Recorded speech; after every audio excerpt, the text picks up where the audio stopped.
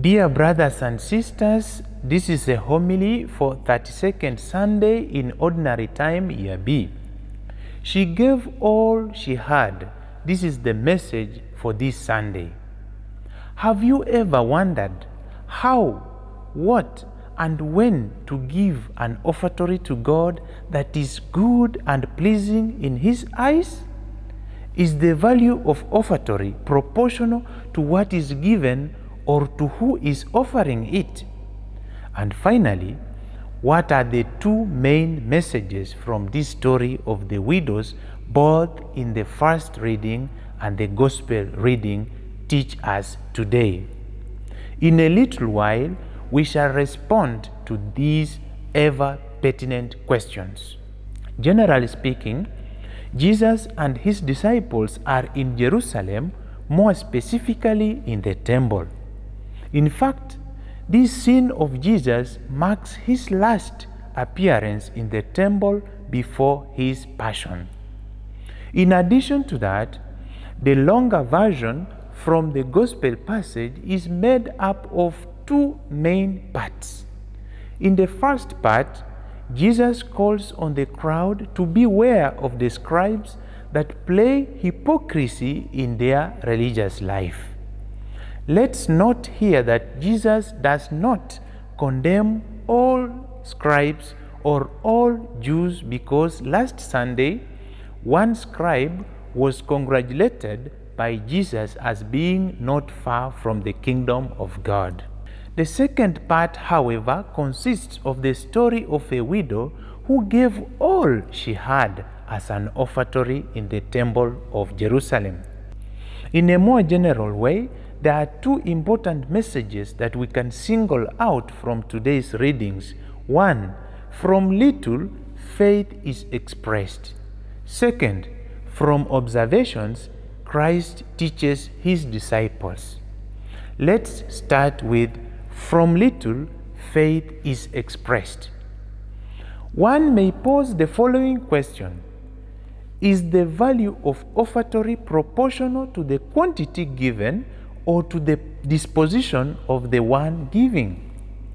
From the look of things, particularly following the gospel passage today, acceptable offering to God is directly proportional to the disposition of the one giving it, meaning the faith, the trust, the hope, and the confidence that one has in giving.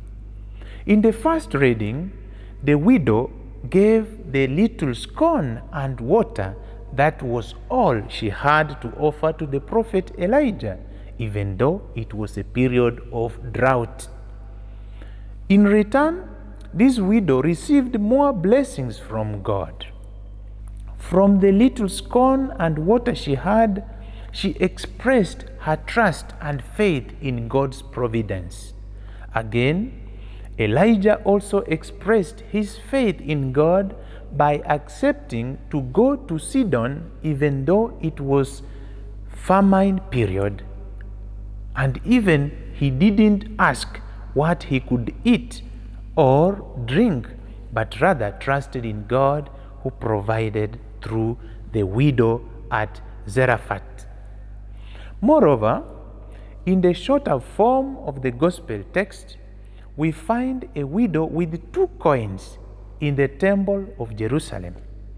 In a more broader way, she had 3 possibilities with these 2 coins. 1, she would not give at all because it is all what she had. 2nd, she would give 1 and remain with another. And finally, she would give all 2 coins, which she did. From the little she gave, which was all she had, it shows her great faith, hope, and trust in God as the provider of all needs.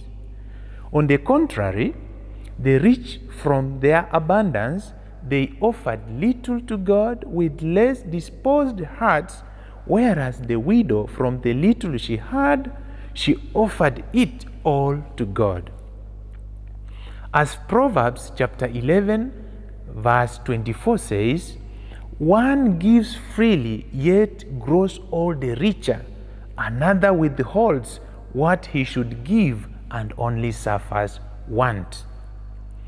What little are you called to offer to God today? Do you offer little time to God? Do you offer to God with a cheerful heart? As a religious, as a parent, as a farmer, as a driver, as a nurse, do you offer little time to God as a sacrifice from your busy schedule? In fact, a good offering is measured by how one is disposed to give to God, which implies faith in God. We are reminded on this Sunday to offer little to God with all disposed hearts than to offer to God from our surplus with less disposed hearts. Another message from this passage is from observations to teachings. Jesus in the temple observed everything that was taking place. He had been teaching and doing miracles in the temple, but now he sat and observed what was happening in the temple of Jerusalem. The first observation, he notes that some scribes are living hypocritical life. Therefore, the crowd is warned not to follow their examples, but follow Jesus Christ, who would offer himself wholeheartedly on the cross in order to save us. The second observation is the offertory moment, whereby the widow's offering draws his attention as a justified offering. Of course, the rich people offered some gold and silver, but they offered little from their abundance with less disposed hearts. But the widow offered the 2 coins that she had. Jesus draws some teachings from this by urging his disciples to emulate the example of a widow who gave all she had, meaning by sacrificing all what she had as a practical sign of faith in God. Here, we are reminded to put our trust and hope in God as the precondition for offering a pure and good sacrifice. To conclude, on this 32nd Sunday in ordinary time, we are called to put our trust in God by being disposed to sacrifice the little we have in our whole life by offering it to God. Again, this story of a widow reminds us that offertory was there even during the time of Jesus. It is therefore part and parcel of our Christian life up to today.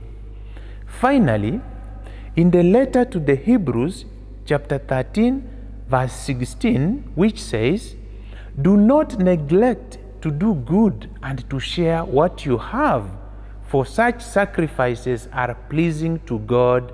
Amen. Have a blessed Sunday.